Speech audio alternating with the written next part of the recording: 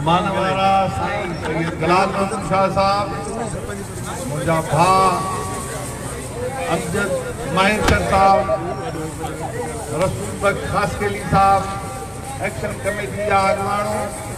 दादू में गॾु थियल धरतीअ जा दिलेर पुटो, बहादुर साथियो, अस्सलाम वालेकुम। जीएसयू दे जीए साईं जीएम थई अज इहा ॻाल्हि त पथरी आहे। सिंध जो बच्चो बच्चो समझे थो त पंजाब जो दरियाए सिंध ते गैर कानूनी कब्ज़ो आहे। उन कब्ज़े खे, उन दादागिरी खे, उन ज़ुल्म ऐं बर्बरियत खे हे पाकिस्तान जो काज़ी कंजर जज गैर कानूनी तरह असांजे दरिया जे नाले खे मुल्क जूं अदालतूं, बर्तानिया जी अदालत घट में घट हिंदुस्तान के माण्हुनि सां अहिड़ो ज़ुल्म न कयो हो जहिड़ो पाकिस्तान जूं अदालतूं सिंध जे मज़लूमनि सां वहशत जो निज़ाम बर्पा कयूं बीठियूं आहिनि। अदालतूं छा कंदियूं आहिनि? हिकु पंहिंजो कूड़ो सचो आइन ॾिसे, उन आइन में आहे त बुनियादी इंसानी हक़नि जो तहफ़ुज़ कंदासीं, कानून की हुक्मरानी बालादस्ती बरकरार रहंदी। आज़ान भी हक़ जी, आज़ानी ॻाल्हि भी हक़ जी आहे। आज़ान भी अल्लाह जो आवाज़ आहे ऐं हक़ जी ॻाल्हि भी अल्लाह जो आवाज़ आहे। इन रोशन साहब जो हुक्म आहे आज़ान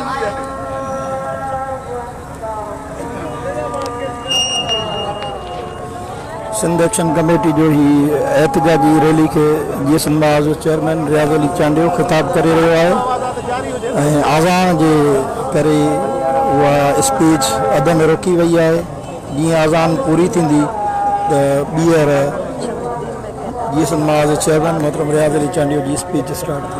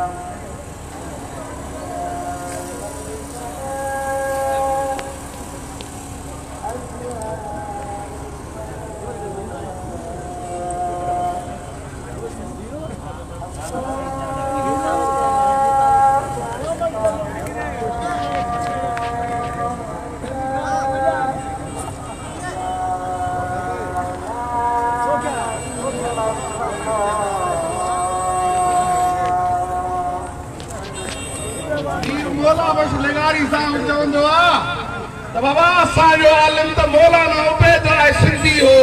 उन सिंध जे गुलामी जे करे पद लाहे छॾी, पर हित वारे मुला जी पद खे अलफी लॻल आहे। सुमीर साहब ॻाल्हि खे अॻिते वधाईंदे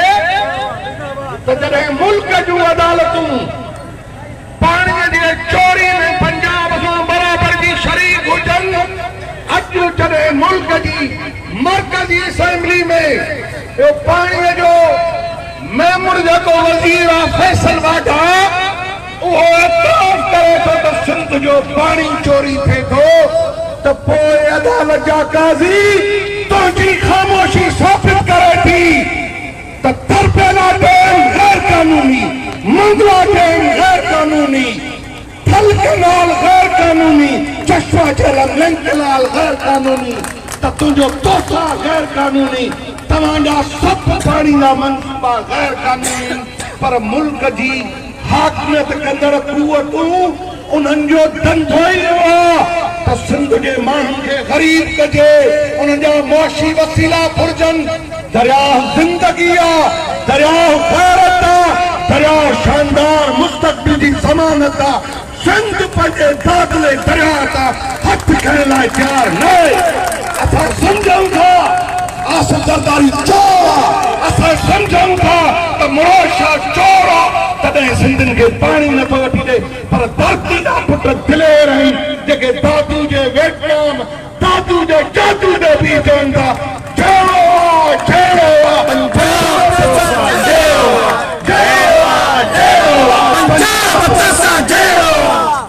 सिंध ते गैर कानूनी किनाल गैर कानूनी डैम न खपनि अदालतूं साबित थी वियो आहे त रहत न मिलियो असां था चवनि था बाबा जेके कानून तोड़नि पैगंबर खुदा जे शान में गुस्ताखी कराइण ते बसिद हुजनि अल्लाह जो दीन पैगंबर जे फिक्र जे खिलाफ कम करे रोडन ते बाहियूं ॾियनि था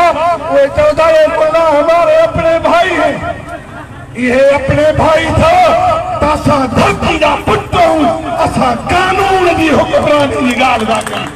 कानून इहो आहे त दरिया जा मालिक असां आहियूं कानून इहो आहे त मज़हबी कानूनी दहशतगर्द आहिनि कानून इहो आहे त बिहारी बंगाली गैर कानूनी कैंपनि में विझो सभु थारिया यतीम खाने जा बि के आदाब हूंदा आहिनि संत खे यतीम खाने खां भयानक शिकिल में रखियो अथव असांखे इहो यतीम खानो तव्हांजे ज़िल्लतुनि जा कानून क़बूल न आहिनि संत फितरत जो कानून चए थो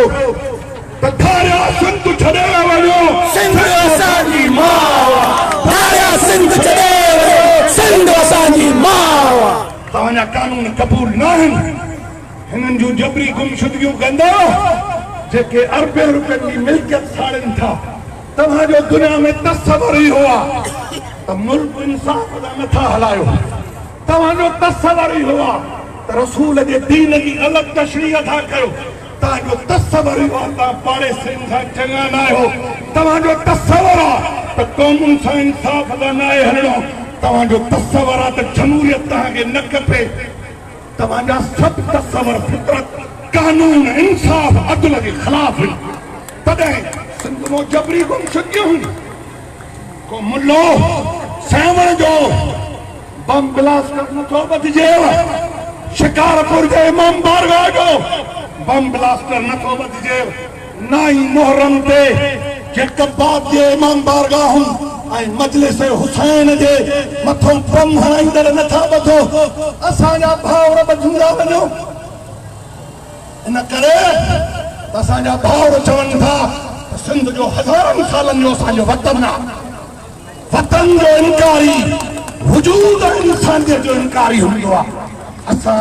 पंहिंजे वतनी हैसियत तो हथ न खणंदासीं असां चऊं था त पंजाबियुनि जो हज़ारनि सालनि जो पंजाब वतन आहे पंहिंजा दरिया पीए पंहिंजा ढोल माहीदा गीत वॼाए मुंहिंजे हो जमाले मुंहिंजे पग ऐं पटके ऐं अजरत जो वैरी पंजाब पंहिंजे ज़बानुनि जा मुखालिफ़ न आहियूं ॿोलियुनि जा मुखालिफ़ न आहियूं असां चऊं था त दरिया ते पंजाब जो गैर कानूनी कब्ज़ो न हुजे असां चऊं था त थारियो लौफ ऐं दहशतगर्द असांजे मादरे वतन में न हुजे असां चऊं था त जमहूरियत इंसानी हक़ ऐं आज़ादी आलम बरदार असांजो जबरी गुमशुदगियूं न हुजनि इहो चवणु गुनाह त सिंध हिकु भेरे न करोड़े दफ़ा अहिड़नि गुनाहनि जो एतिराफ़ कंदी तव्हांजे जबर जो इनकार कंदी महिरबानी